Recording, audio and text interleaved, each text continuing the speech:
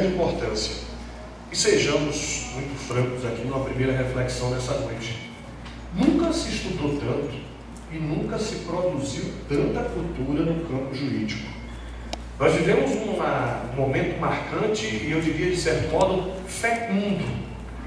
Porque hoje o jurista parece que se tocou e se apercebeu da importância de efetivamente estar próximo da sociedade.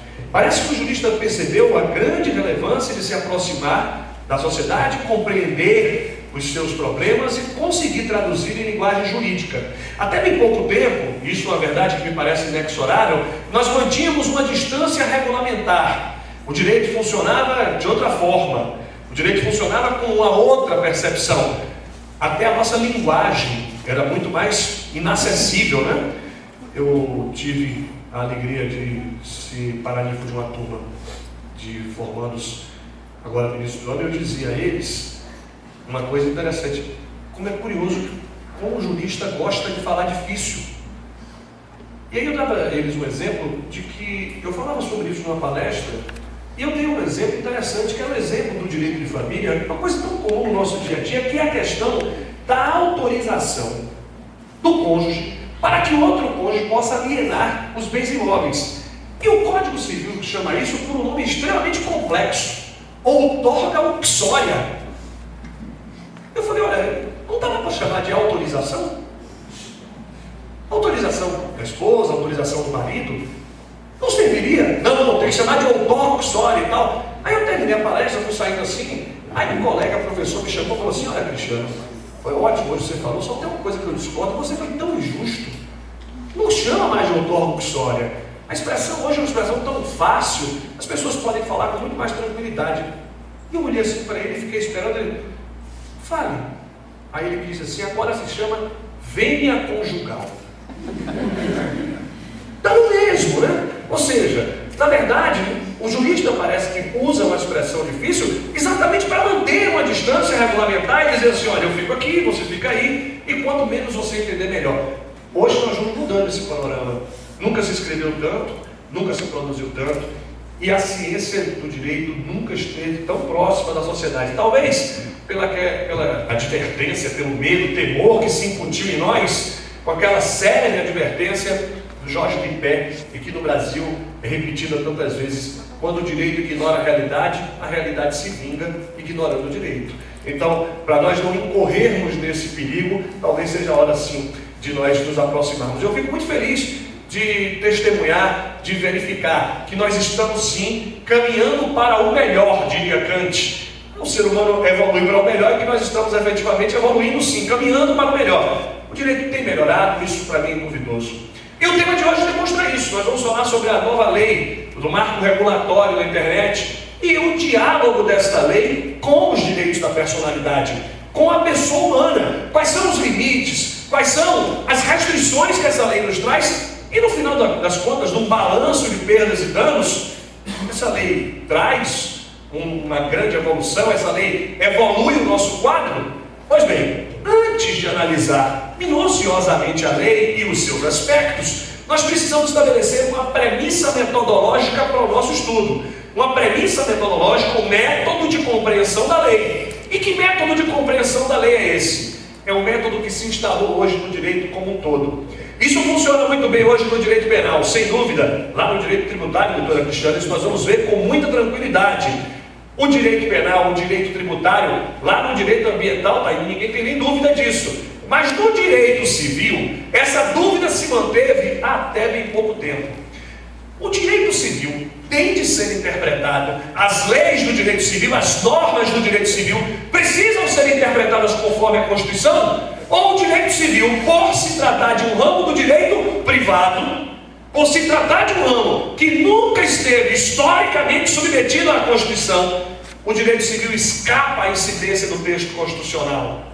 Esse debate, essa discussão a respeito da aplicação ou não do texto constitucional ao direito civil pode parecer uma discussão vazia, desnecessária, de certo modo especiosa. Mas será que ela realmente o é?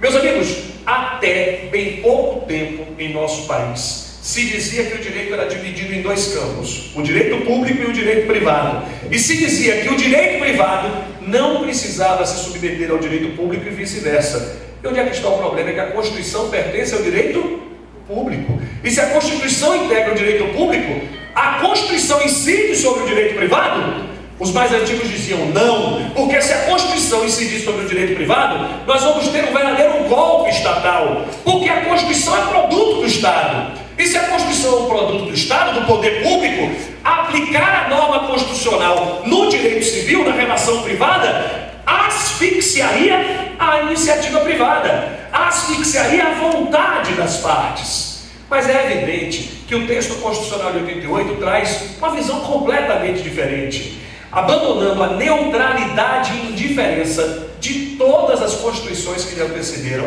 e todas as constituições que lhe antecederam eram neutras e indiferentes ao direito civil. Vejam que curioso, o direito civil nunca, nenhuma vez foi tratado em sede constitucional. Pela primeira vez, a Constituição de 88 tratou de direito civil. O contrato, a propriedade, a família, a personalidade, institutos visivelmente privados, visivelmente de interesse do direito civil, foram parar na Constituição.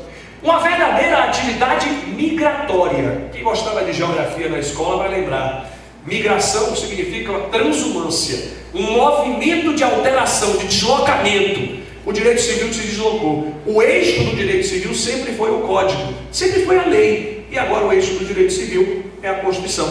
Nós temos aplicado isso já nos últimos anos com muita tranquilidade. E eu vou dar alguns exemplos para que nós possamos pensar nisso com muita tranquilidade, com muita segurança. O primeiro exemplo, eu quero lembrar do direito de família. No direito de família, a Constituição não se aplicava até 88. A partir de 88, o direito de família contou com a colaboração da Constituição. E vejam que curioso, lá na Constituição, o artigo 226 diz que o direito de família se pauta, o direito de família se funda pela pluralidade. Ou seja, não existe mais apenas uma única forma de constituir família, que seria, historicamente, o casamento. Mas ao lado do casamento existem novas entidades familiares. A partir da Constituição, o Supremo Tribunal Federal, no ano de 2010, reconheceu que a união de pessoas do mesmo sexo tem natureza familiar. O Supremo disse que, assim como a união estável e o casamento podem ser entre pessoas de sexos distintos, podem ser de pessoas do mesmo sexo. Com isso, o Supremo está aplicando quem? O Código Civil? Não, porque o Código Civil diz que casamento e união estável são entre pessoas de sexos diferentes. O Supremo está aplicando a Constituição e dizendo: a Constituição não diferenciou, a Constituição não distinguiu, a Constituição, ao contrário, assegura a igualdade, assegura a liberdade e, consequentemente, nós vamos tendo um movimento de aplicação do direito constitucional nas relações privadas. O mesmo vem acontecendo também nos direitos reais, lá no campo da propriedade. Historicamente, todos vão lembrar, se dizia que a propriedade era absoluta, que a propriedade era perpétua e ilimitada, se dizia que o proprietário fazia o que queria com a sua propriedade. Não é verdade isso? Mas hoje é indiscutível que o proprietário deve cumprir função social. No direito ambiental isso é tão claro, mas em outros campos também isso é importante. Hoje nós vamos ter no Estatuto da Cidade a possibilidade do município implementar IPTU progressivo, edificação compulsória, desmembramento compulsório do solo urbano. Tudo isso o proprietário pode sofrer, demonstrando que a função social que emanou da Constituição alterou significativamente a relação privada. Nessa ambiência, nós vamos perceber, portanto, que o direito civil foi se constitucionalizando. A interpretação das regras do direito civil, de qualquer norma, de qualquer lei de direito civil, deve se dar conforme a Constituição. O ápice dessa discussão no Supremo Tribunal Federal foi o recurso extraordinário 201/819 do Rio de Janeiro. Nesse recurso extraordinário, o Supremo estabeleceu o seu leading case. Para quem não está acostumado com essa expressão, leading case significa, numa boa tradução, caso líder. É o caso paradigmático que abriu uma orientação. A partir dele, a jurisprudência se firmou. Este é o leading case 201/819 Rio de Janeiro. E é um curiosíssimo caso envolvendo a Associação de Compositores do Rio de Janeiro. Uma associação de compositores, vejam todos, e nessa associação tinha, como tem em todo lugar do mundo, em todo canto do planeta, da galáxia, da estratosfera, vai ter uma pessoa chata. Não tem gente chata em todo canto do mundo? Tem, não tem? Lá nessa associação também tinha um chato. E esse chato era tão chato, incomodava tanto aos colegas, que os compositores convocaram um advogado, entregaram para ele o estatuto da associação. Vão pensando comigo, o estatuto de uma associação é matéria de direito público ou privado? Visivelmente privado. Óbvio, né? É o estatuto de uma associação, que é norma particular. E aí o advogado leu e deu um parecer para a associação dizendo, olha, de acordo com o estatuto, para que o chato seja expulso, é preciso convocar a assembleia, colocar em votação, levanta o dedo quem quer expulsar o chato, todo mundo levantou, está expulso. Na forma do estatuto. Só que o chato era tão chato, que ele foi para a justiça. E ele ajuizou uma ação dizendo o seguinte, olha, se eu tivesse cometido o mais bárbaro e hediondo de todos os crimes, eu teria tido direito a ampla defesa, contraditório, presunção de inocência, eu teria direito a um advogado, a produzir provas. Eu não cometi crime nenhum, eu apenas sou chato. Eu quero tudo isso. Nessa decisão, o Supremo disse, ele tem direito. Porque nenhuma norma privada, nem mesmo o estatuto daquela associação, pode violar os direitos e garantias fundamentais. Esta decisão, de tão importante para nós no direito civil, foi uma decisão pioneira e ela chegou até mesmo a criar uma nova tese, criar um novo instituto que nós vamos trabalhando hoje, que se chama Eficácia Horizontal dos Direitos Fundamentais. A eficácia horizontal, por que horizontal? Porque a relação de direito privado é uma relação entre iguais. Então não é uma relação vertical, é uma relação horizontal. Eficácia horizontal dos direitos fundamentais, dizendo que os direitos fundamentais se aplicam não só no campo do direito público, mas também no campo do direito privado. Com isso, estabelecemos a nossa premissa metodológica, o método que nós vamos usar nessa noite para estudar a nova lei do Marco Civil Regulatório nós vamos interpretar a lei conforme o Código ou a Constituição? A Constituição. Isso é uma operação difícil. E você deve estar dizendo, eu saí de minha casa, do meu conforto, para vir aqui para você me dizer o óbvio, o ululante. Eu já sabia que todo o sistema jurídico deve ser interpretado conforme a Constituição. Volte para casa. Calma. Agora está na hora de fazermos toda terapia de grupo. Porque, por mais que nós falemos e falamos, que a Constituição está no ápice do sistema, por mais que nós venhamos a propagar com fôlego, com muita força, de que a Constituição é a norma de maior altitude do sistema, você pode dizer tudo, mas não é o que você faz no dia a dia. Admita e faça terapia comigo. Quando o jurista recebe um problema, ele primeiro recorre ao Código. E depois, talvez, ele lembre da Constituição. Ou seja, o nosso sistema jurídico é operado de forma subversiva. E eu lhe provo essa subversão hermenêutica, essa subversão interpretativa. Nós interpretamos a Constituição pelo Código, e não o Código pela Constituição. Talvez seja por isso que o professor Lênio Streck, um dos grandes filósofos do direito hoje, o professor Lênio Streck é do Rio Grande do Sul, e o Lênio Streck tem uma expressão extraordinária, uma expressão muito interessante. O Lênio Streck usa a expressão baixa constitucionalidade. Ele diz assim, nós juristas brasileiros somos de baixa constitucionalidade, porque nós sempre pensamos pela ótica da lei, esquecendo que em primeiro lugar deveria vir a ótica da Constituição. E um exemplo simples nos resolve. O Código Civil, no artigo 1694, 1694, estabelece que os alimentos, a obrigação de prestar alimentos, é aplicada aos cônjuges, aos companheiros e aos parentes. Cônjuges, companheiros e parentes são as pessoas que podem ser compelidas, obrigadas a prestar alimentos. Aí vem uma pergunta: na união de pessoas do mesmo sexo, na chamada união homoafetiva, pode caber obrigação alimentícia? Aí você tem duas alternativas. Você pode interpretar a Constituição pelo Código.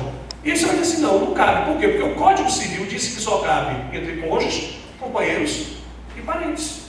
Mas você tem uma segunda opção, quer dizer assim: tá bom, não está escrito lá, mas eu vou interpretar o Código pela Constituição. E se a Constituição garante liberdade, igualdade, e se o Supremo disse que aquela relação tem natureza familiar, então pode.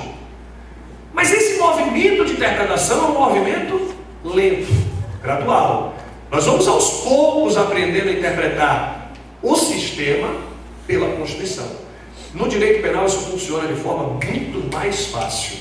No direito penal hoje ninguém tem a menor sombra de dúvida que aquele artigo lá do Código de Processo Penal que diz que ao proferir decisão de pronúncia encaminhando o réu para o júri, o juiz deve mandar recolhê-lo à prisão, mesmo que ele tenha respondido ao processo em liberdade, está no CPP.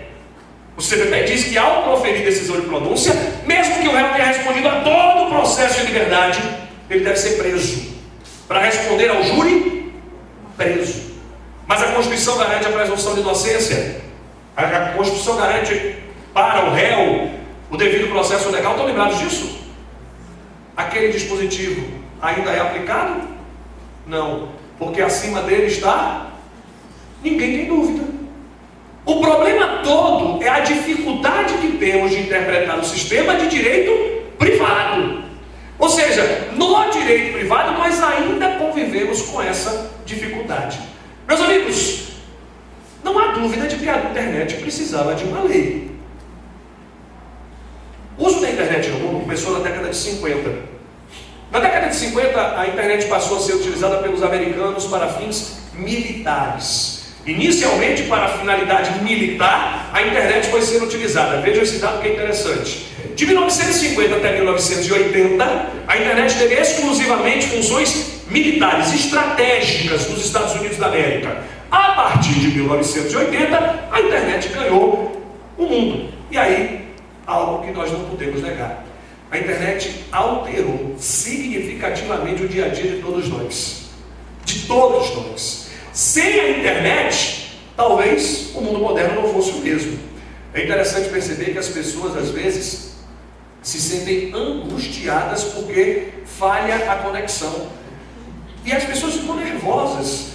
Veja bem, se alguém disser assim: olha, você acaba de tomar uma multa de trânsito e essa multa vai lhe custar R$1.000, não tem problema, mas se a minha conexão estiver no ar, tudo bem. Quer mais? Quantas e quantas vezes você vai estar num restaurante, ali observando um casal, e os dois estão namorando, e os dois com o aparelho de celular o tempo inteiro nas mãos, mandando mensagens pelo WhatsApp, mandando mensagens pelas redes sociais? É verdade isso? E aqui, ainda aqui, seguramente tem pessoas que estão assistindo, prestando atenção, e já mandaram vários WhatsApps, já tiraram foto, já mandaram pelas redes sociais. Eu fico impressionado lá na faculdade. Lá na faculdade de ensino, antes eu ficava um pouco incomodado. Eu vou confessar agora, sou eu que vou fazer terapia. Eu ficava olhando, dando aula, e via aquelas meninas ali com o celular aberto, e ao mesmo tempo elas copiavam, teclavam o celular, e eu ficava achando que aquilo era uma falta de respeito comigo. Eu ficava achando: será que eu mereço isso? E fiquei ali curioso, olhando. Mas eu vou contar uma coisa a vocês: eu comecei a perceber que não há nenhuma falta de respeito, não. É que mulher consegue fazer duas coisas ao mesmo tempo. Elas conseguem passar mensagem no WhatsApp e prestar atenção na aula. É o mundo moderno. E esse mundo moderno sem internet talvez não seja o mesmo. Eu queria fazer uma comparação. Eu não sei se aqui todos conhecem a expressão criada por Michel Foucault, um grande sociólogo, pensador. E o Foucault criou uma expressão que significava o panoptismo. Vocês lembram disso? O que é o panoptismo de Foucault? É algo que revelava uma espécie de um Big Brother prisional. Foucault dizia que as pessoas somente reagiriam, as pessoas somente se comportariam de forma prova, honesta, se elas fossem vigiadas. Então ele imaginou um panótipo. E como é que funcionava esse grande panótipo de Foucault? O grande panótipo de Foucault funcionava da seguinte forma: Era uma grande construção, um grande obelisco, e a prisão toda ao derredor, em círculos. Os prisioneiros ficariam ali, e os prisioneiros não saberiam, porque esse obelisco principal seria todo negro, sem nenhum tipo de luz, para que o prisioneiro não soubesse quando ele estava sendo e quando ele não estava sendo vigiado. E dizia Foucault, isso aqui vai funcionar, porque as pessoas precisam se sentir vigiadas. É a ideia dos programas, dos reality shows da TV, BBB, A Fazenda e não sei o que e tudo mais. É exatamente como funciona aquilo. É o modelo de, será que eu reagiria assim se eu estivesse fiscalizado o tempo inteiro? A internet, hoje, sem a menor sombra de dúvidas, é o nosso grande panóptico. Eu diria que nós vivemos um panoptismo tecnológico, porque a internet nos fiscaliza a todo tempo. Eu estava outro dia com um amigo voltando de Brasília para Salvador, um amigo professor também, e aí, na hora que estávamos no avião, isso era um sábado de noite, nós voltávamos de Brasília de um curso, sábado de noite, e passou a moça do carrinho lá, do avião, e a moça do carrinho passou assim, olha, nós estamos vendendo, porque agora o avião vende tudo, né?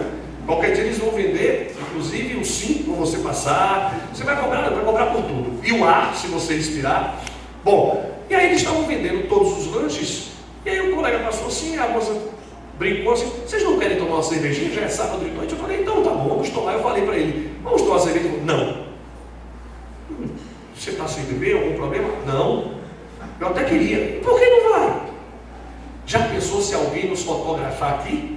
Vão dizer que a gente veio para Brasília para fazer farra. Eu falei, mas eu estou dentro do avião, eu já estou voltando. Provavelmente já estou de volta em território baiano, já estou na minha jurisdição. E ele dizia, não, eu tenho medo.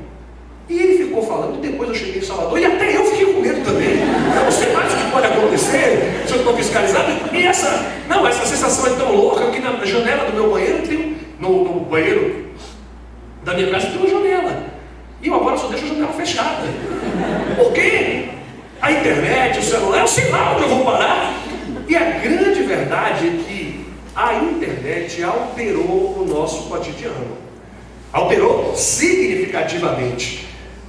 Um dos grandes pensadores do mundo hoje é um polonês de nascimento que vive na Inglaterra. Ele é considerado por muitos hoje o maior pensador vivo do mundo.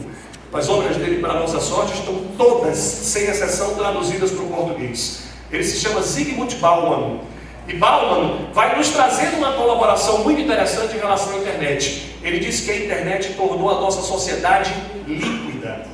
Há uma liquidez no nosso cotidiano. Nossos valores estão todos alterados pela internet.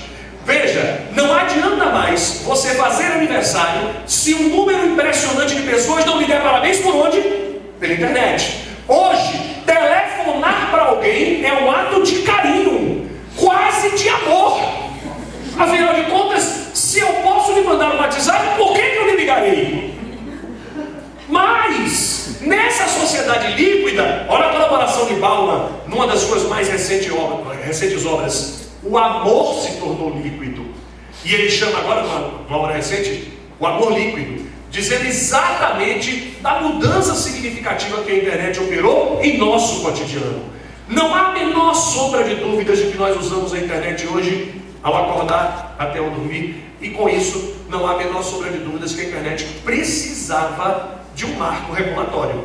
A internet precisava de uma lei que pudesse estabelecer regras mínimas de convivência. Nesse ponto, eu queria chamar a atenção para o fato de que não nos faltam conflitos referenciais. Um dos conflitos mais interessantes diz respeito à atriz Carolina Dickman. Mas além da Carolina Dickman, nós vamos lembrar também da Daniela Sicarelli. Todos lembram disso? E todas essas pessoas tiveram as suas intimidades expostas por conta da internet. Pois bem, a lei chegou. É essa lei aqui, 12.965 de 2014. Essa lei 12.965 de 2014 é uma lei muito interessante. Logo na sua emenda, a lei deixa claro que ela estabelece princípios, garantias, direitos e deveres para o uso da internet. Olha que coisa interessante: princípios, garantias, direitos e deveres. Portanto, é uma lei complexa. É uma lei que quis estabelecer diferentes tipos de regulamentação, princípios, garantias, direitos e deveres para o uso da internet. Muita atenção agora. Mas a lei estabeleceu uma premissa, um pressuposto. Observem a palavra pressuposto. Pressuposto, suposição prévia. Ao estabelecer um pressuposto, uma suposição prévia, a lei entrega qual é a sua diretriz, qual é o seu norte, qual é a sua bússola. E qual é a bússola desta lei? O respeito à liberdade de expressão. A lei veio a afirmar que a regra geral da internet é a liberdade de expressão.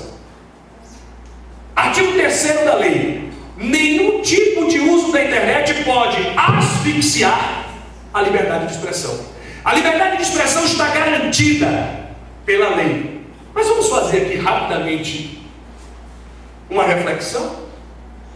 Quem garante a liberdade de expressão na internet? É a lei? Ou antes dela é a Constituição? Nós não podemos esquecer que antes mesmo desta lei, a liberdade de expressão estava garantida em sede constitucional. A liberdade de expressão é uma das faces de uma esfera muito maior, que é o direito à comunicação social. A Constituição nesse ponto foi prodigiosa. A Constituição nos brindou, nos garantiu com o direito à comunicação social. O direito à comunicação social é um gênero do qual decorrem duas espécies. Portanto, o direito à comunicação social tem duas faces. Uma face é a liberdade de expressão e a outra face é a liberdade de imprensa. A liberdade de expressão e a liberdade de imprensa vão formar o verso e o reverso de uma só moeda, que é o direito à comunicação social. Esse direito à comunicação social, composto da liberdade de imprensa e da liberdade de expressão, esse direito à comunicação social está garantido pela lei. A lei diz, portanto, que ela garante os direitos fundamentais, em especial a liberdade de imprensa. Pois bem, mas para garantir a liberdade de imprensa, para garantir a liberdade de expressão, aliás, os grandes filósofos do direito hoje dizem que a liberdade de expressão é a espinha dorsal dos direitos humanos. A liberdade de expressão é a espinha dorsal dos direitos humanos. Quando a gente liga a TV e vê aqueles regimes totalitários da Síria, da Jordânia, talvez seja uma reflexão comparatista extremamente importante. Na Síria tem liberdade de expressão e lá periclitam os direitos humanos. Então, a liberdade de expressão é a espinha dorsal dos direitos humanos, porque onde não há liberdade de expressão, seguramente os direitos humanos não serão respeitados. Haverá um regime totalitário. A ideia, portanto, é que liberdade de expressão permite que as pessoas reclamem, permite que as pessoas possam reclamar, dividir, compartilhar suas angústias. Daí essa ideia fundamental. Pois bem, mas para garantir a liberdade de expressão, a lei parte de uma ideia interessante. É a garantia de neutralidade. O nosso sistema afastou-se, apartou-se dos nossos vizinhos sul-americanos. O Chile, por exemplo, esse dado é curioso porque o Chile é o país mais desenvolvido da América do Sul. O país mais rico do Cone Sul, com maior renda per capita, com analfabetismo quase zero, com um valor cultural diferente, com uma economia aquecida. Por tudo isso, o Chile representa um país em franco desenvolvimento no Cone Sul. O Chile, nesse ponto, é diferente de nós. Assim, então, por que a gente não ficou com um regime igual ao deles? Não seria melhor acompanhar o Chile? Não seria melhor acompanhar esses países? Não sei. Eu não sofro de nenhum tipo de diminuição cultural, eu não sofro de nenhum tipo de inferioridade intelectual, e não acho que nós somos piores e nem melhores. Eu acho que nós somos brasileiros, tupiniquins. Olhando para o povo do nosso país, que nós precisamos da nossa regulamentação. Não dava para copiar o sistema do Chile, porque o povo chileno é muito mais rico do que o brasileiro. Não dava para copiar o sistema do Chile, porque lá o nível de cultura é diferente.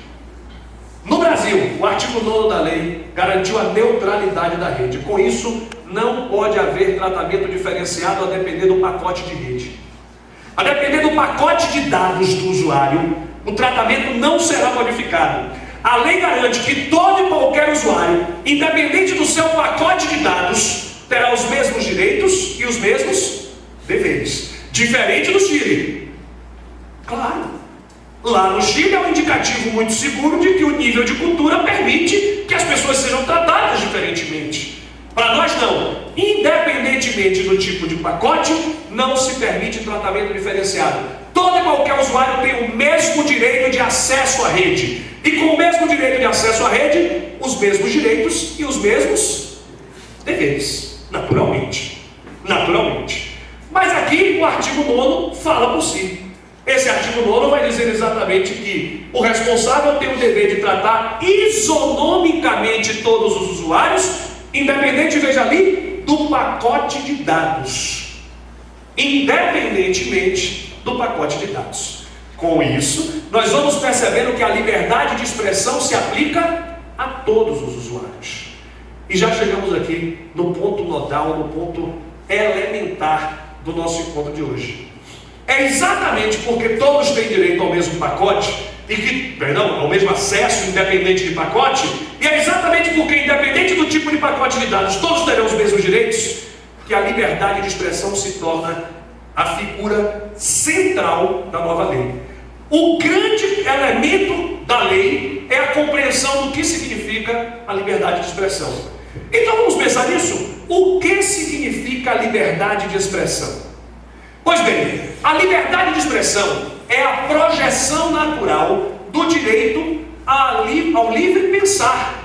Se o pensamento é livre, consequência do livre pensar é a livre expressão. A livre expressão, portanto, é um elemento de garantia fundamental. Se é garantia fundamental, não esqueça, é cláusula pétrea e não pode ser alterada. Não pode ser alterada sequer por emenda constitucional. Mais do que isso, a liberdade de expressão para nós é absoluta, é relativa. Num país que se pretende democrático, não existem direitos absolutos. E aqui uma das mais importantes pegadinhas que o sistema pode nos apresentar. Não existem direitos absolutos significa que todos os direitos podem ser relativizados. Todos! Inclusive a liberdade de expressão. A liberdade de expressão também não é absoluta. Também não é. Aliás, nem o direito à vida é absoluto. Como não lembrar que a própria Constituição permite pena de morte em tempo de guerra? E, portanto, nem o direito à vida é absoluto. A liberdade de expressão também não. O julgado mais importante do Brasil, o julgado mais importante até hoje sobre a liberdade de expressão, é aquele julgado do Supremo Tribunal Federal ali. É o HC, o habeas corpus 82.424 do Rio Grande do Sul. Esse julgado ficou muito famoso, conhecido como caso Elwenger. Elwenger é um descendente germânico que mora no Rio Grande do Sul e que resolveu escrever um livro antissemita. Ele escreveu um livro que fala mal é pouco. Ele esculhambou os judeus. E ele diz no livro que o problema do mundo são os judeus, que judeu não gosta de tomar banho, só pensa em dinheiro. Gente, é daí para pior. É daí para pior. É catastrófico o livro. A linguagem chega a ser, inclusive, em determinados pontos, chega a ser de duvidosa razoabilidade. Enfim, o Ministério Público do Rio Grande do Sul denunciou ele por crime de racismo. E ele impetrou um habeas corpus do Supremo, dizendo: eu não posso responder por crime de racismo. O Supremo, mande trancar essa ação penal, paralisar o andamento dessa ação penal. Por quê? Porque eu não posso responder por crime de racismo, porque eu estava exercendo a minha liberdade de expressão. E o Supremo disse: você vai responder sim ao processo, porque a liberdade de expressão não é absoluta. E você não podia exceder o limite da sua liberdade de expressão. Você não podia usar a sua liberdade de expressão para violar a honra alheia. Esta atividade, este mecanismo, esta técnica que o Supremo utilizou, é uma técnica muito bem desenvolvida na Alemanha, nos Estados Unidos, e ela se chama ponderação de interesses. Se você preferir chamar balanceamento, sopesamento. O que é a técnica de balanceamento? É muito comum no sistema jurídico, encontrar valores conflitantes. É muito comum no sistema jurídico, e nós percebemos isso no nosso cotidiano, encontrar tensões, conflitos entre valores. Um bom exemplo, a proibição de uso de prova ilícita. A Constituição proíbe o uso de prova ilícita, indiscutível, mas o Supremo diz, opa, a depender do caso, se não tiver outro meio para proteger um valor mais importante, então dá para usar a prova ilícita. Ponderação. Um exemplo é no processo penal. No processo penal, se o réu não tem nenhum outro meio de se defender, se o réu não tem nenhuma outra forma de provar a sua inocência, ele vai se valer de prova ilícita mesmo. A prova ilícita, nesse caso, é permitida pela ponderação, pelo balanceamento entre a proibição da prova ilícita de um lado e o direito à inocência, a presunção de inocência e o direito à liberdade do outro. Essa atividade de ponderação foi o que o Supremo usou aqui. O Supremo quis dizer que o Elwenger não tem a liberdade de expressão?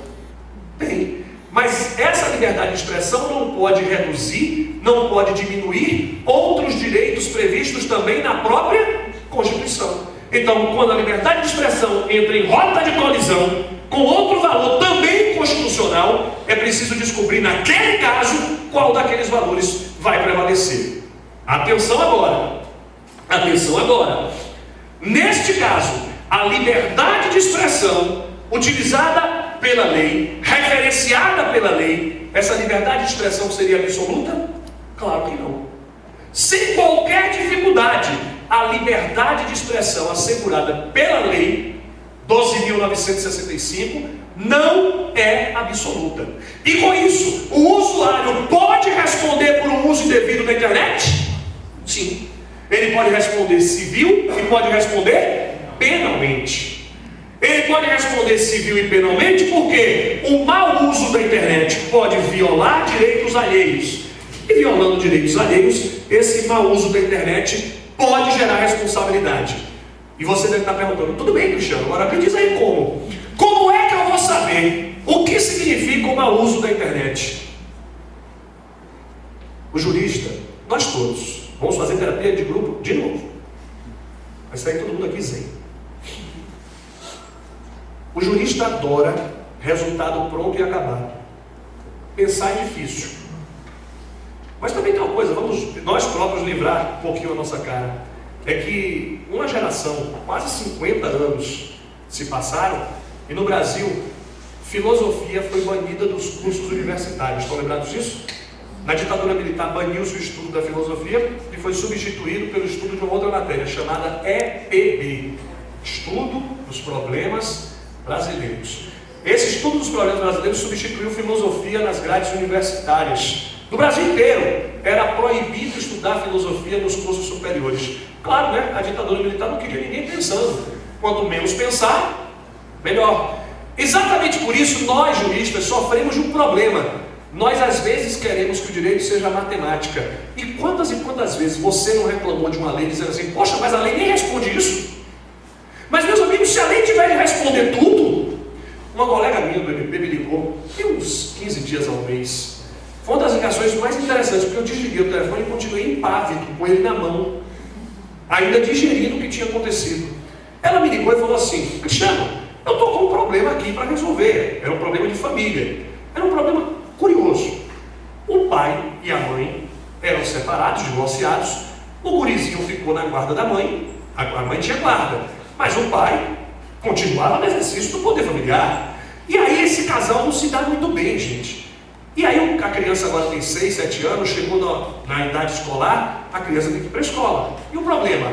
A mãe quer que ele estude na escola em que ela estudou, que é uma escola espetacular lá em Salvador, excelente. E o pai? O pai quer que ele estude na escola que ele estudou, que é do mesmo nível da escola da mãe.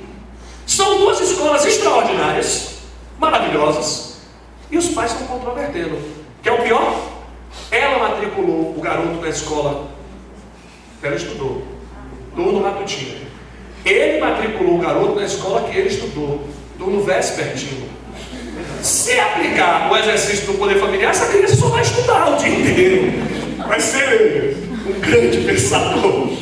Mas veja bem, o problema é uma criança de 6, 7 anos de idade, E aí virou ação judicial. Tem uma ação lá.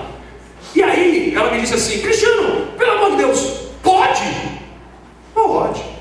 Por quê? Porque os dois estão exercendo o poder familiar. Se a opinião de um não prevalece sobre a opinião do outro, o juiz vai decidir. O nome disso não é democracia?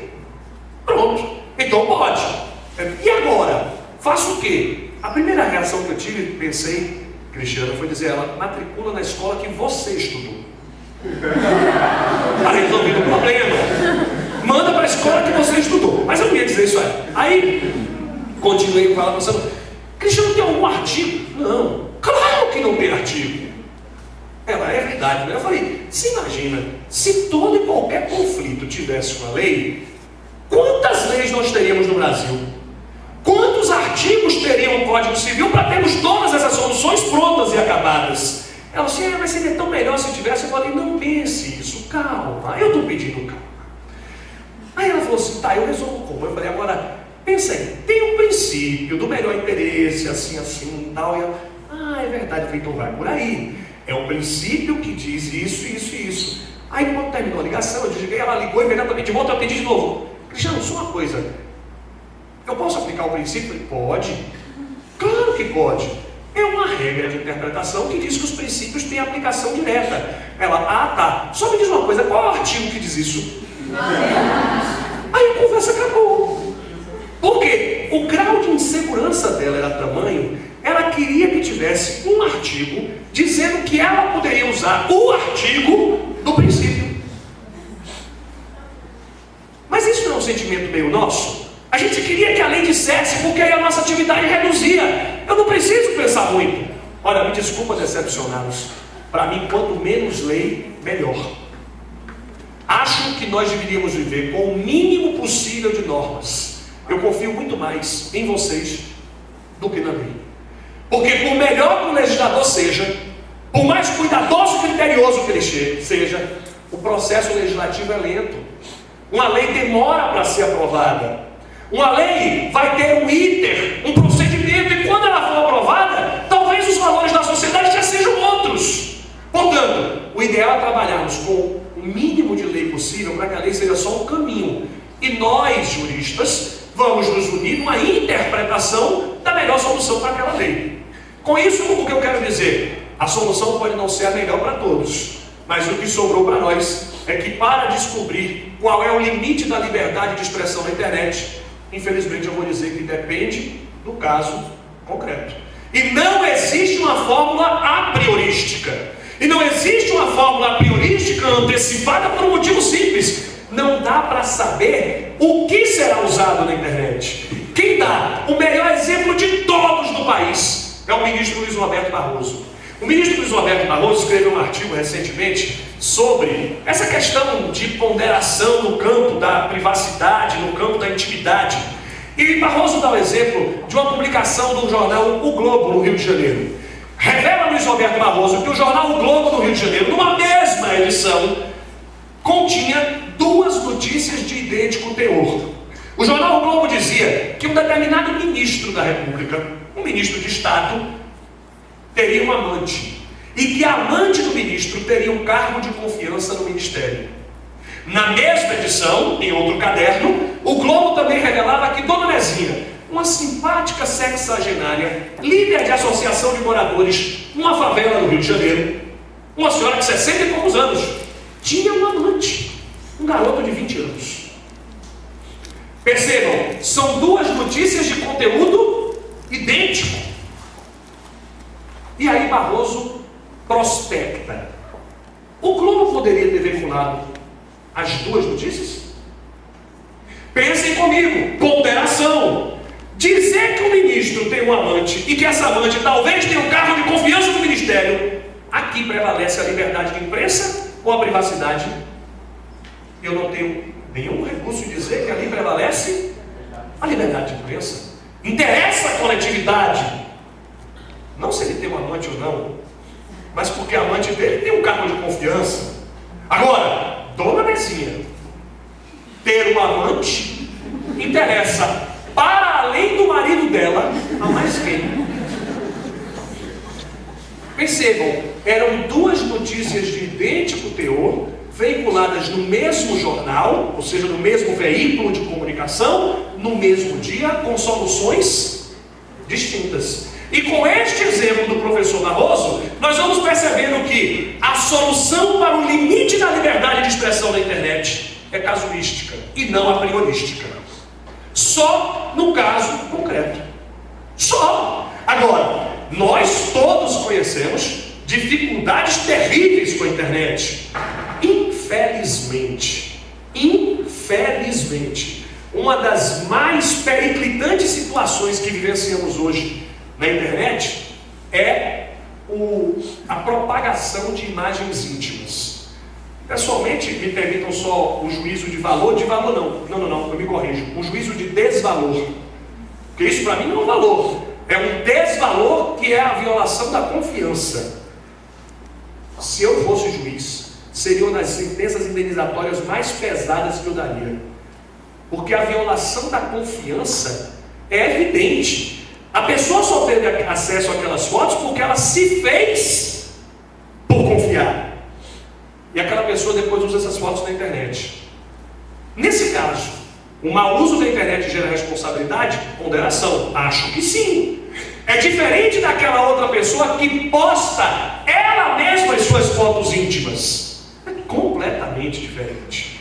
Bom, a dificuldade toda é a prova. Como é que eu vou provar que aquele uso proveio daquela pessoa? O artigo 22 da lei traz uma situação muitíssimo interessante. O artigo 22 da lei diz o seguinte: exatamente porque depende de ponderação, exatamente porque a prova judicial pode não ser tão fácil, essa prova pode ter um grau de complexidade pela própria dificuldade eletrônica, então a lei diz que a parte interessada pode requerer, em processo incidental ou autônomo, que o juiz ordene a guarda de registros de conexão ou de acesso. Ou seja, a parte pode pedir auxílio ao judiciário para produzir a sua prova. Até porque, convenhamos, se qualquer de nós, particulares, fizermos contato com o provedor e dissermos assim: olha, provedor, na moral, você pode me dizer quem foi que mandou? O provedor vai dizer o que? Você? Não. E por que não? Não, por que não? E continue pensando: o provedor é do mal. Não, nesse ponto ele não é do mal, ele pode ser do mal por outro motivo. Por esse não, é porque nesse caso ele pode estar querendo resguardar a si mesmo de uma eventual responsabilização. Então, é o juiz quem vai requisitar ao provedor em processo preparatório incidental. É algo muito parecido com o que o Código de Processo Civil prevê como cautelar de produção antecipada de provas. Uma espécie, uma categoria de cautelar de produção antecipada de prova. A parte interessada, através do seu advogado, requer ao juiz, e o juiz diz: olha, provedor, eu quero essas informações e vou repassá-las para a parte, para que a parte consiga detectar a origem daquela informação, a origem daquele uso da internet. E aí nós chegamos no ponto de maior complexidade da lei. Esse é o ponto mais crítico da lei. Aliás, os autores do Brasil não estão batendo, não, estão rasgando a lei nesse ponto. É a crítica mais ácida que se faz a essa lei. Estamos aqui, é a questão da responsabilidade do provedor. Eu vou pedir para o Hugo, vamos lá, Hugo, baixa só um pouquinho. Hugo vai baixar um pouquinho para você acompanhar ao contrário, por favor. Beleza, agora está pegando só mais um pouquinho, está ótimo. Esses dois artigos trazem um retrocesso evidente na lei. Esses dois artigos cuidam da responsabilidade do provedor da internet. Observe, eu falei da responsabilidade do usuário. Essa é incontestável. Todos concordam? O usuário responde pelo mau uso. E o usuário responde pelo mau uso da internet? Claro. Inclusive com a lei permitindo que ele seja localizado, que ele seja identificado. Mas e o provedor? O provedor responde? Os artigos 18 e 19 estão ali da lei, estabelecem que o provedor não será responsabilizado civilmente. E logo em seguida diz que ele só será responsabilizado civilmente após ordem judicial.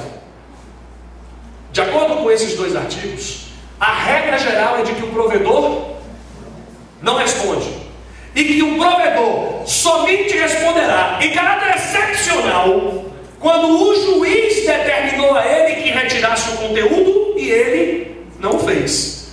Aliás, tem certas coisas na vida que não se precisa repetir, né? Às vezes o silêncio fala mais do que muitas palavras. Eu gosto de chamar isso de silêncio eloquente. E de mais a mais, é melhor ficar calado do que falar certas atrocidades. Esse artigo 19 é completamente desnecessário. Se esse artigo 19 aqui não estivesse, poderíamos dizer que o provedor responde quando não cumprir uma ordem judicial? Claro! Porque descumprir ordem judicial é ato ilícito. Ou seja, esse artigo é completamente desnecessário, especioso. Não precisaria dele para chegarmos a essa brilhante conclusão de que o provedor responde quando descumprir a ordem do juiz para a retirada do conteúdo. Mas o pior, o provedor responde desde que provada a sua culpa. Portanto, a excepcional responsabilidade do provedor da internet é subjetiva. E aqui reside o nó górdio da lei. A relação travada entre o usuário e o provedor é uma relação de consumo? É. E se esta relação é de consumo, deveria estar sujeita ao Código de Defesa do Consumidor, que por sua vez diz que a responsabilidade do fornecedor é objetiva. Então o problema está estabelecido. Se a relação travada entre o provedor e a vítima do uso é uma relação de consumo, porque essa vítima do uso é o chamado bystander. O bystander, lá no Código de Defesa do Consumidor, é a vítima. Essa relação é de consumo? É. Então a responsabilidade deveria independer de culpa. Mas vem a lei de regulação da internet e diz que o provedor só responde se agir culposamente. O problema, portanto, é um claro retrocesso. E esse é o grande problema. É que o STJ já vinha entendendo, e você confere esse acórdão aqui, olha, é o recurso especial 1.186616 de Minas Gerais, e você confere que, de acordo com o entendimento do STJ, e esse entendimento já vinha desde o longínquo ano de 2011, o STJ já vinha dizendo que a relação travada entre o provedor e a vítima é uma relação de consumo, dizendo o STJ claramente que a exploração comercial da internet caracteriza a relação de consumo. Ora, se essa relação é de consumo, não se deveria discutir culpa, mas se olhar tão somente para o dano. O que interessa é reparar o dano e não discutir a culpa. De minha parte, eu me preocupo com a lei do marco regulatório nesse ponto, porque eu não sei se nesse ponto, se nesse particular, a lei do marco regulatório não retrocedeu na proteção do consumidor. E aqui eu lembro que o Código de Defesa do Consumidor traz consigo uma cláusula de proibição de retrocesso, que o Supremo Tribunal Federal, dia muito, o Supremo Tribunal Federal já vinha dizendo que afastam-se as normas especiais quando implicarem retrocesso aos direitos do consumidor. Ora, se o Supremo já vinha dizendo, percebam que esse acórdão é de 2009, o Supremo já vinha dizendo há algum tempo que não se permite o retrocesso na proteção da relação de consumo. A nova lei do marco regulatório se coloca agora em rota de colisão com o CDC. E nesse ponto nós vamos precisar, importantíssimo trabalho da nossa jurisprudência. Os nossos juízes terão o importantíssimo papel de conseguir solucionar esta tensão, este conflito entre a nova lei do marco regulatório e o Código de Defesa do Consumidor, iluminados os juízes pelo entendimento do Supremo que proíbe o retrocesso na proteção do consumidor. Assim, nós vamos já focalizando o grande ponto de controvérsia da nova lei. Pessoalmente, acho que a melhor solução teria sido acolher a orientação que vem das diretivas europeias. Meus amigos, o Parlamento Europeu, Vocês estão lembrados que os países integrantes da comunidade europeia, os países da comunidade do euro, têm um parlamento próprio, além dos seus parlamentos individuais. O Parlamento Europeu, considerando que o assunto era de alcance comunitário, estabeleceu essa diretiva. É a Diretiva 31 do ano 2000. E nessa Diretiva 31 da Comunidade Europeia, eles estabeleceram que a responsabilidade do provedor se daria de uma forma especial. Como assim? Olha que coisa interessante. O provedor responde se tiver conhecimento prévio, ou 2, se após conhecer a ilegalidade, não retirar o conteúdo. Por que me parece que essa fórmula seria muito melhor? Porque nós podemos comunicar ao provedor a violação da nossa privacidade, da nossa imagem, da nossa intimidade. Provocado pelo interessado, o provedor é obrigado a retirar o conteúdo? Não. Na Europa, sim. Ele pode até não retirar, mas a partir daquele momento ele já responde. E por que ele responde? Porque ele tomou conhecimento da ilicitude praticada. Portanto, se alguém está fazendo um mau uso da minha imagem em alguma rede social e eu notifico o provedor, na Europa esse provedor, a partir desse momento, responde. Porque a partir desse momento ele tomou conhecimento. No nosso sistema, ele só responderá depois que eu contratar um advogado, meu advogado preparar uma petição, ajuizar a ação, e essa ação vai ter que contar com o despacho do juiz. E se o juiz não conceder a liminar, ele vai primeiro ouvir o réu, e vamos pensando, tudo isso demora? Aliás, nós estamos aí na iminência de um novo código de processo. Conversava hoje com a professora Cristiana, e eu espero revê-los em breve nos cursos sobre o novo CPC. Tem muita coisa nova, gente, impressionante. O CPC novo é um celeiro de novidades retumbantes. Vai ser um fecundo momento para o direito, para nós estudarmos, refletirmos, e espero revê-los em breve discutindo o novo CPC. Tudo indica que a aprovação dele é dia 5 de novembro. Algo que tudo indica 5 de novembro. A grande ideia do novo CPC é celeridade e participação. Celeridade e participação são as ideias centrais do novo CPC. A comissão disse que o CPC de 73 era um CPC que tinha como figura de referência o juiz, tanto que no CPC de 73 tem várias vezes aquela expressão: o juiz tem livre convencimento, o juiz decide de acordo com a liberdade de consciência. Todo mundo lembra disso? Acabou, não tem mais nada disso. O juiz não decide mais com liberdade de consciência, com livre disposição. Aliás, permito dizer, isso é uma violência. O juiz não pode decidir com a liberdade dele. O juiz tem que decidir conforme a Constituição. E mesmo que ele pessoalmente discorde, ele tem que aplicar o sistema. Então, a comissão, a exposição até de motivos do Código diz isso. Esse é um CPC participativo. Esse é um CPC de todos os atores que integram o sistema processual. Agora, vem novo CPC, mais uma discussão que a gente precisa ter, e eu já deixo aqui o embrião germinando. Já pensaram na coisa? Nós às vezes reclamamos, até porque a imprensa influencia, né? De vez em quando, inclusive, eu acho que quem devia julgar a matéria penal era a Rede Globo. O William Bonner pode ser o juiz dos Nardoni, daquele moço lá que parece que matou a filha do Rio Grande do Sul. Eu nem sei se matou, se não, mas... Enfim, mas o Bonner já sentenciou ele, né? Ele pode até ser inocente, mas não será inocente mais nunca. A gente precisa afastar de nós certos fetiches jurídicos. De vez em quando vocês não ouvem as pessoas dizer que o processo é muito lento.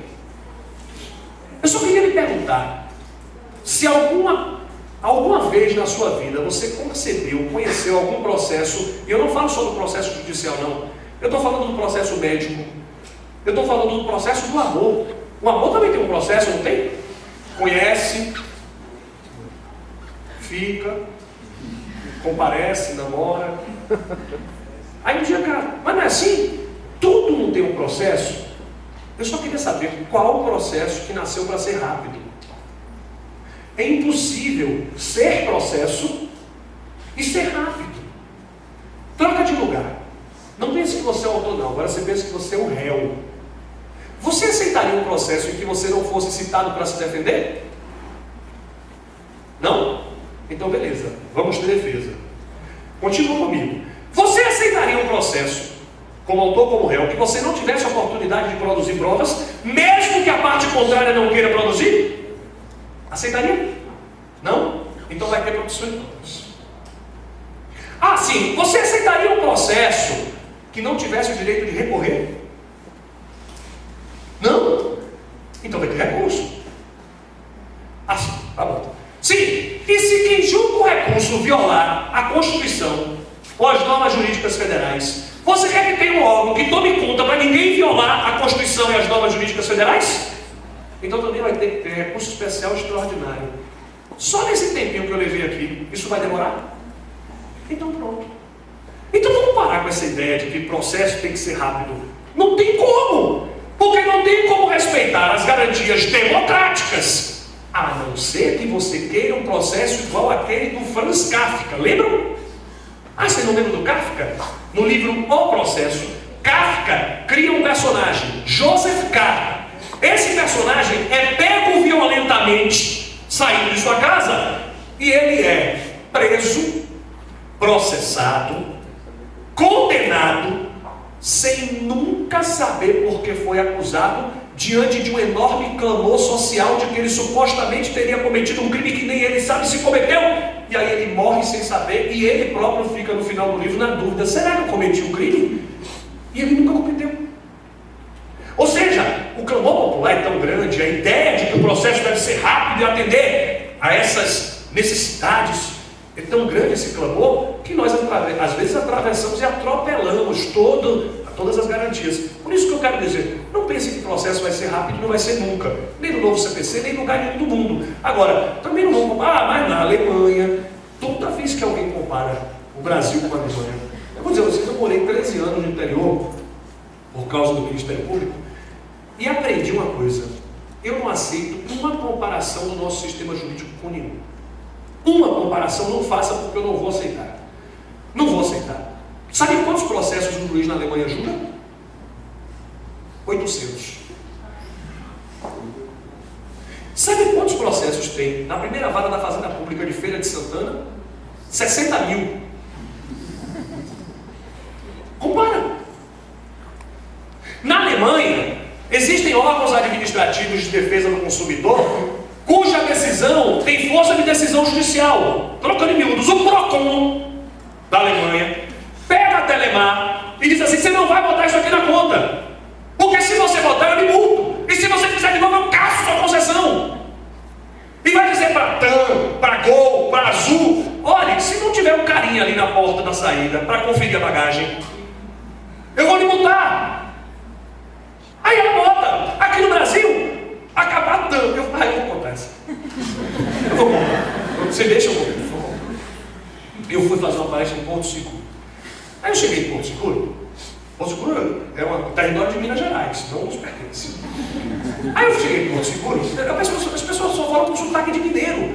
A coisa mais difícil em Porto Seguro é conhecer um baiano e saber em Porto Seguro que conhece Salvador. Agora, se você conhece Vitória, São Paulo, Belo Horizonte, claro, aqui do lado, mas Salvador, onde fica isso? Nem os índios chegaram em Salvador. Bom, eu cheguei em Porto Seguro e estou eu lá para fazer minha palestra. A minha palestra era a última palestra do evento, um sábado às 5 horas. E o avião chegou às 11. Mas você foi como? De bermuda. Eu fui de bermuda e camiseta. E o terno na mala. Eu cheguei. Fiquei ali rodando na mala e eu esperando. Rodaram todas. Todas. E todo mundo foi embora. E só sobrou eu e uma mala. Só que a mala que sobrou não era minha, mas era da cor da minha, um tanto quanto parecida. Aí eu peguei minha mala, que a cor era minha. Falei: essa aqui tem que ser minha agora. E segurei, e fui lá na TAM. Falei pro moço da TAM: e aí, essa mala não é sua? Eu falei: óbvio que não. O senhor não quer abrir? Eu abri. Só tinha sunga, parafina, só tinha coisa de surfista. E o meu terno? O surfista levou. Moral da história: eu fui pro shopping comprar uma roupa para poder, e claro que não tinha como medir o terno para eu vestir no mesmo dia. Eu fui do jeito que pude. E aí entrei com a ação contra a TAM. E o cara da TAM fez, claro que ele fez a parte dele, advogado, não fez nada. Mas a cara de pau é grande. Ele falou que aquilo foi um mel de sabor. Pequeno de sabor. Você diz assim, deu no quê? Aí a TAM me fez uma proposta de acordo. E deu uma, falou assim, qual a proposta? Eu te dou uma passagem de ida e volta para Paris. Beleza. Sabe quanto custa a passagem de ida e volta para Paris? R$2.000. Eles me você aceitou? Aceitei. Não para Paris. Melhor, só para Paris. Né? Mas pensando, se eu tivesse continuado a demanda, quanto eu ganharia? Será que algum juiz me daria mais do que R$10.000? Sim. Sabe por que eu aceitei? O que ia demorar no processo e o que eu ia receber? Deixa eu ir para Paris. Agora, para mim valeram R$2.000. Sabe quanto valeu para a TAM? Nada. Eu fui para Paris na aeronave dela. A aeronave dela já ia para Paris? Só que ele deu carona. Eu fui de carona. E observe, sabe por que a TAM continua sem ter nenhum funcionário para fiscalizar? Porque é barato. Porque no dia que os juízes desse país derem 20, 30 mil reais de indenização, colocar no teto do juizado, ao invés de pensar assim, não, isso é enriquecimento sem causa, não é sem causa não, é com causa. Porque eu não trocaria a minha tranquilidade de ter pego minha mala com meu terno e ir para o hotel tomar banho. Eu não trocaria não, porque basta que vocês devem imaginar a confusão que foi o meu dia. Correndo para lá, correndo para cá, atrás de roupa. E, veja bem, 7 dias sem receber minha mala de volta. 7 dias depois chegou. Ao final da história é sensacional. Era um surfista de São Paulo que estava indo para Alcobaça. Só que a van que ia levar ele do aeroporto de Porto Seguro para Alcobaça estava atrasada. Então ele pegou minha mala, não olhou, só descobriu lá. Aí ele se virou bem demais. Os amigos dele emprestaram roupa. Só que nenhum amigo meu ia conseguir emprestar. Então, moral da história.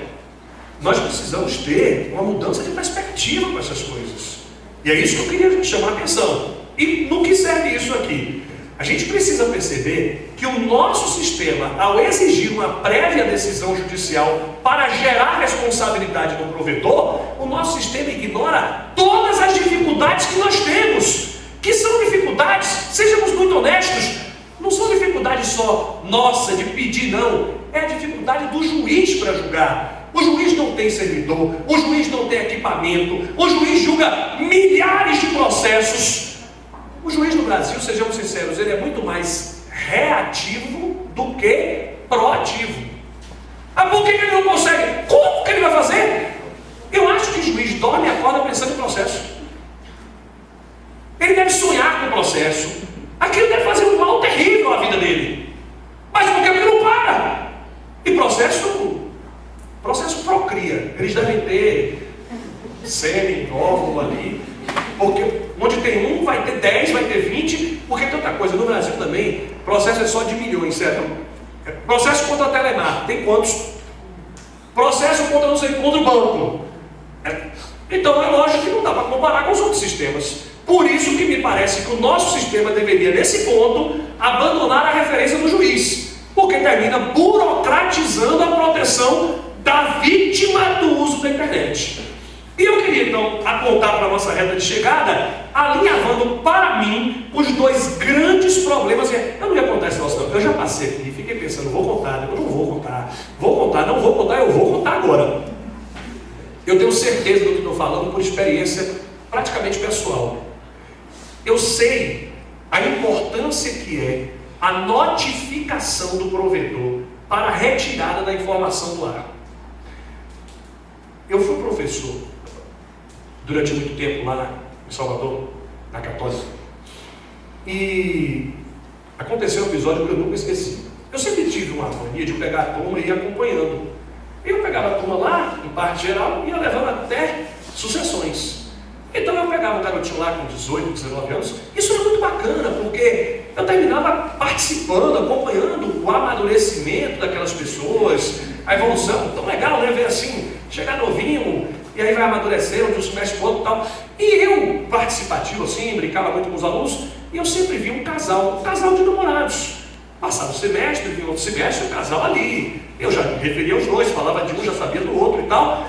Aí, no semestre, eu volto para as aulas, quando eu olho, estão separados. Curioso? Porque assim, observar. A primeira aula, a segunda, eles separados. E aquilo foi corroendo a minha curiosidade. Eu dei um tempo, pode ser só uma briguinha, né? Mas passaram as semanas e tal, e aí eu localizei o meu aluno fofoqueiro de plantão. Toda sala tem. É verdade, toda sala tem um fofoqueiro. Aí eu já sabia quem era o fofoqueiro. Eu já sabia. Aí eu fui lá, localizei o fofoqueiro. Chamei ele. Ele falou, fofoqueiro, o que é que está rolando? E aí ele falou, eu, claro, esperto, mas ele começou a conversar. Eu não puxei ele, fui andando para o estacionamento, mas ninguém ouviu o que ele estava falando. Aí, quando chegou lá no estacionamento, ele falou, Cristiano, você não sabe o que aconteceu. Acabaram. Eu falei, você vai falar isso para mim? Eu estou vendo que acabaram. Eu quero saber mais. Você nem sabe por quê. Então, ele descobriu que ela deu um corno nele nas férias. E aí acabou. E aí foi contar que o colega viu e tal. E você não sabe o que foi que ele fez em represália. Pegou fotos íntimas dela e colocou na internet. É por isso que tem aquele ditado que diz que todo castigo está por aqui. Aí isso tudo só ao final. Aí eu falei, não acredito. Ele colocou as fotos lá que colocou. Eu falei, eu vou dizer para quem é o fofoqueiro, porque agora ele é nosso colega, ele é seu colega lá da OAB, o professor João Glicério. É o maior fofoqueiro que eu conheço. Desde a faculdade. João é extremamente fofoqueiro. Ele é assumido. Ele diz que gosta de fofoca. Não é verdade isso. Ele adora fofoca. Ele é bom assim.